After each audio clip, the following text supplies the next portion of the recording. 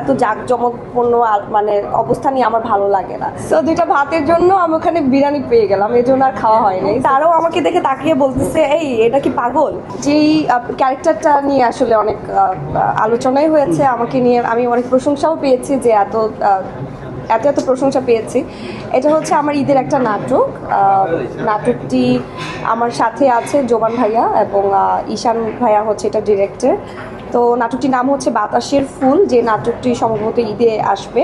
So ওই নাটকের একটা জায়গাতে গিয়ে আমি এরকম পাগল হয়ে যাই।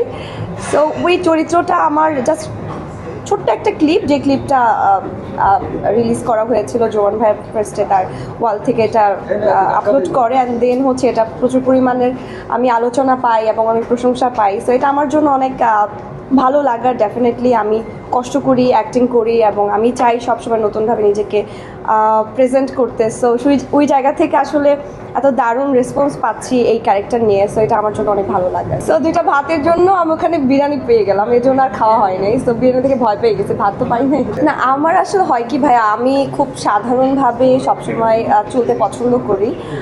আমার ওই এত মানে থাকে না, এত জাঁকজমকপূর্ণ মানে অবস্থা নিয়ে আমার ভালো লাগে না। সো আমি যখন শুটিং করছিলাম তখন আমি দেখলাম যে রাস্তা দিয়ে কিছু ছেলে, ছোট ছোট বাচ্চারা যাচ্ছে এবং তারাও আমাকে দেখে তাকিয়ে বলতেছে, এই এটা কি পাগল? বা আমি আবার ডাকলাম, এই এদিকে এদিকে। সো ডেকে আমি ওদের সাথে অনেকক্ষণ কথা বলেছি এবং আমার সাথে আসলে ওদের চেহারারও এক ধরনের মিল খুঁজে পাওয়া যাচ্ছিল। আমি এই জন্য আবার ওখানে ক্যাপশন দিয়েছিলাম যে ভাই ব্রাদার।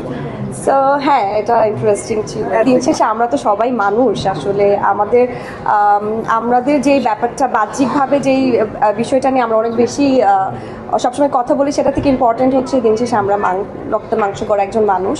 সো সবারই মন আছে, সবারই ফিলিংস আছে।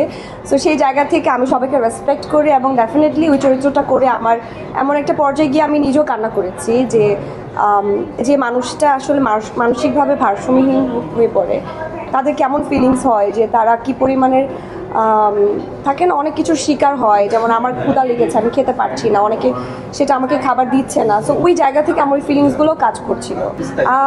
সামনে ভালোবাসা দিবস উপলক্ষে আমার একটা নাটক আসবে ক্যাপিটাল ড্রামাতে। আমার বিপরীতে আছে ফারহান ভাইয়া। ওই নাটকটি আসবে, ওই নাটকটির নাম হচ্ছে ভিপি, যেটা নিয়ে আমি অলরেডি পোস্ট করা শুরু করেছি। পোস্টার আপলোড হয়েছে, সামনে ট্রেলার আপলোড হবে এবং এর পাশাপাশি ঈদকে কেন্দ্র করে বেশ কিছু একক নাটকে কাজ করছি। এবং আপনারা সবাই হয়তো জানেন যে আমার একটি নাটক, এটা আমাদেরই গল্প। তো ওই গল্পটা এবং ওই নাটকটার চরিত্র নিয়ে আমি আসলে প্রচুর পরিমাণের প্রশংসা পাচ্ছি এবং ওইটারও কাজ হচ্ছে। সামনে অনেকগুলো এপিসোড আছে যেগুলো আরও বেশি ইন্টারেস্টিং, দর্শক হয়তো ভিন্নভাবে দেখবে আমাকে।